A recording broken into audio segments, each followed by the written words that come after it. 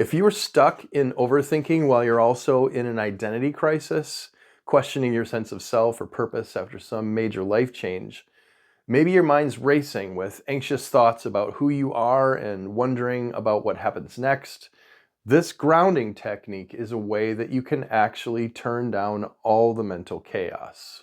I'm going to show you exactly how to ground yourself in the present moment when your life has been turned upside down and you're not necessarily sure who you are anymore. Whether you're going through a divorce, a job loss, a midlife crisis, a religious deconstruction, or any major life transition, this is a technique that creates stability when everything feels chaotic. I'm Mike Barden, a Wisconsin writer who developed these approaches through my own divorce, loss of job, community, and sense of purpose. My book, From Reactive to Resilient, Practical Awareness for Major Life Changes, releases January 13th, 2026, and you can pre-order it now. The link's in the description. To be clear, what I'm teaching here isn't positive thinking or some unrealistic promise. These are research-backed methods, 184 endnotes in the book, grounded in my own lived experience and also professional consensus on mindfulness and resilience. This grounding technique is step 1 of the C.A.L.M method: connect, allow, let go, and move forward. This video covers connect, the present moment awareness practice that reduces overthinking by grounding you in your senses. Now, if you've followed this channel before, you know that I've created content about mindfulness and creativity as a musician and a writer. This series on identity crisis is an extension of that work. When people lose their sense of self, grounding practices become crucial for moving forward. I learned that through my own crisis. And if you're new here, welcome. I'm ready if you are, so let's get started. So what does this grounding technique actually do? Simply put, it stops overthinking by moving your attention from anxious thoughts in your head to direct sensory experience in the present moment. When your marriage ends, when you lose your job, when your beliefs change, or some other major change turns your life upside down, your mind starts to create a storm of overthinking. I'm a failure. I'll never recover. Everything is falling apart. I don't know who I am anymore. When that mental chaos maxes out, this grounding technique, what I call connect, is how you find stability. You shift your full attention to what your senses can see, hear, and feel right now. Let me explain why this stops overthinking. When you're in a crisis of identity, your mind is running constantly, worrying about the future, replaying the past, analyzing what went wrong, and catastrophizing about what's next. But all that overthinking, it's happening in your head. Most likely, it's not happening right now in your presence or direct experience. Right now, in this actual moment, you're sitting somewhere. Your feet are on the floor. You're breathing. You can hear sounds around you. That's your direct experience. That's the present moment reality. The grounding technique is the practice of moving your full attention onto what your senses are experiencing right now. And when you do that, the anxious thoughts may not just go away, but they do have to move to the background. Now, this isn't just a distraction or some kind of bypassing or avoidance. This is grounded in decades of research on mindfulness and present moment awareness. When you ground yourself in sensory experience, you anchor in reality instead of being swept away by catastrophic thoughts about the past or the future. That's the connect grounding technique. It's the practice of returning your attention to what's actually happening right now, to your direct sensory experience, instead of being lost in the mental commentary and the overthinking running in your head. So why does overthinking become so paralyzing, specifically during identity crisis or questioning your sense of self? Here's what happens. Because identity crisis sends your mind into overdrive. You've lost the roles, the beliefs, or the relationships that used to tell you who you are. And when that happens, your mind tries desperately to figure out, who am I now? What do I do next? How do I recover from this? Your mind churns on these questions constantly.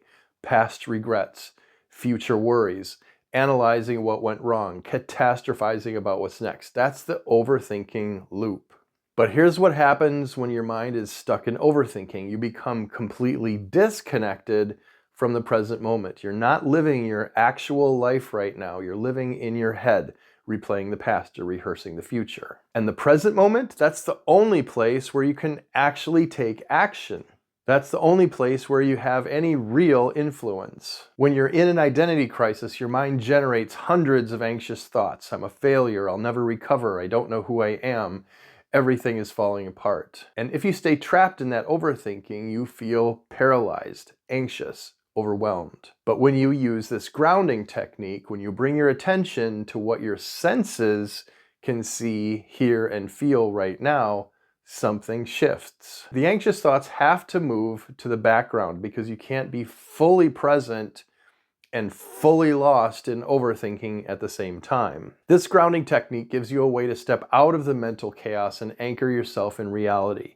And from that grounded place, you can see your situation more clearly. You can feel your emotions without being overwhelmed by catastrophic thoughts about those emotions. That's the difference between being swept away by identity crisis and being able to navigate it with some degree of calm confidence. This grounding practice brings you back to the only moment where you actually have power, right now. Okay, so how do you actually practice this grounding technique to stop overthinking? It's simple. When the anxious thoughts are loud and overwhelming, when you're stuck in the overthinking loop, you move your full attention onto what your senses can experience right now. Here's the practice. It's a very simple sensory grounding technique. Pause. Ask yourself, what can I see right now? What can I hear? What can I feel? Colors, textures, objects around you, faraway sounds, your own breath, maybe a ticking clock, your feet on the floor, the air on your skin, the fabric of your clothes. That's it. That's the grounding technique. Simple, but not always easy. You're bringing your attention to your direct sensory experience, to what's actually happening in this present moment. You're not trying to stop the thoughts. You're not trying to make the anxiety disappear. You're just shifting your attention from the overthinking running in your head to what your senses are experiencing right now. Let me give you a concrete example. Let's say you just got divorced. Your mind is stuck in anxious thoughts. I'm unlovable. I'll be alone forever. I'm a failure. Everyone will judge me. Those thoughts are creating massive suffering. But when you practice this grounding technique, you pause and you bring your attention to the present moment. What can I see right now? I see the wall, the window, the light coming through. What can I hear? I hear a car outside, the refrigerator humming. What can I feel? I feel my feet on the floor, the chair supporting me, my breath moving in and out. That's your direct experience right now. That's reality in this moment. The catastrophic, anxious thoughts about being unlovable forever, those are mental additions, just some unpleasant thoughts that happen to be running through your head. When you ground yourself in the present moment through your senses, those thoughts lose their hold on you. They're still there, you can still hear them in the background, but they're not dominating you anymore because you're grounded in what's actually happening right now. This is the key. The present moment, accessed through your senses, is almost always manageable. It's the anxious thoughts about the past and future, the overthinking, that creates suffering. So when you're stuck in overthinking, you practice this grounding technique. Ask yourself, what can I see, hear, and feel right now? That brings you back to the present moment, to the stability that's available when you're not lost in your head. And that grounded awareness, being simply present with what is where calm confidence begins to emerge. Now, here's the thing. Most people make these mistakes with this grounding technique because I see them all the time. Mistake number one, thinking this grounding practice will make the anxious thoughts or emotions disappear. That's not the goal. When you ground yourself in the present moment through your senses, the overthinking doesn't stop. The anxious thoughts keep running in the background, but they lose their grip on you because your attention is on your direct sensory experience, not on the mental noise. This grounding technique doesn't eliminate overthinking. It just means you're grounded in the present moment instead of being carried away by the thoughts. Mistake number two, using grounding techniques to avoid feeling your emotions. Some people use this sensory grounding to avoid their anxiety or their grief. They feel anxiety, they ground in their senses, and they think, hey, cool, I avoided the anxiety. That's not grounding, that's suppression. This technique is about being present with your experience, including difficult emotions, without getting overwhelmed by catastrophic thoughts about those emotions. So if you're feeling grief after divorce, this practice doesn't make the grief go away. You're still feeling the grief. You're just not also believing the anxious thought, I'll never be happy again. You're present with the grief, grounded in this moment, without the added suffering of catastrophic overthinking. Mistake number 3, expecting this grounding technique to solve your entire identity crisis immediately. This is just step 1 of the C.A.L.M method for identity crisis recovery. It creates stability by grounding you in the present moment. It gives you a reference point when everything feels chaotic, but it doesn't solve your identity crisis by itself. You still need the other 3 steps: allow, let go, and move forward. This grounding practice is the foundation. It's where you start, but it's not the complete solution for identity crisis recovery. I'll cover the other steps in the upcoming videos, so make sure you're subscribed so you don't miss them. Let me give you a real-life example of this grounding technique in action during identity crisis. Let's just say you've lost your job. You worked there 15 years. Your identity was wrapped up in that role. Senior manager, respected by colleagues, climbing the corporate ladder. And now that's gone. And your mind is creating chaos, stuck in overthinking. I'm a failure. I'll never find another job at my age. My career is over. I have no value. These anxious thoughts are running on repeat. If you stay trapped in that overthinking, if you let those thoughts run on repeat in your head, you may spiral into depression, anxiety, paralysis. You may end up feeling completely lost in the identity crisis. But what if you practice this grounding technique? You pause, you move your attention to the present moment. What can I see right now? You notice the bookshelf, the window, the light coming through the blinds. What can I hear? The traffic outside, your own breathing, the neighbor's dog barking. What can I feel? Your feet on the floor, the chair supporting your weight, the temperature of the air on your skin. You're grounding yourself in the present moment through your senses. And when you do that, something shifts. The catastrophic anxious thoughts are still there. You can still hear them in the background, but they're not overwhelming you anymore because you're grounded in what's actually happening right now. From that grounded place, you can simply be with what's actually here, the disappointment, the fear, the uncertainty, without the added suffering of catastrophic thinking about the future. You're not fixing anything yet. You're not jumping to solutions. You're just here, present, grounded in this moment. And from that grounded awareness, when it's time, you'll be able to respond with more clarity. Not reacting from panic or catastrophic thinking, but responding from a place of calm presence.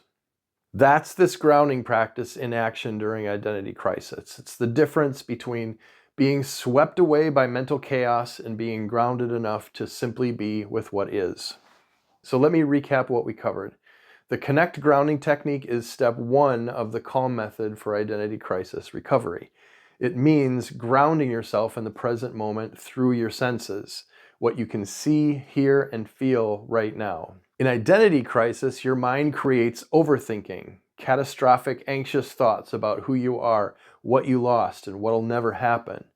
This grounding practice is how you move your attention away from that mental noise and onto direct sensory experience. You practice the sensory grounding technique by asking, what can I see? What can I hear?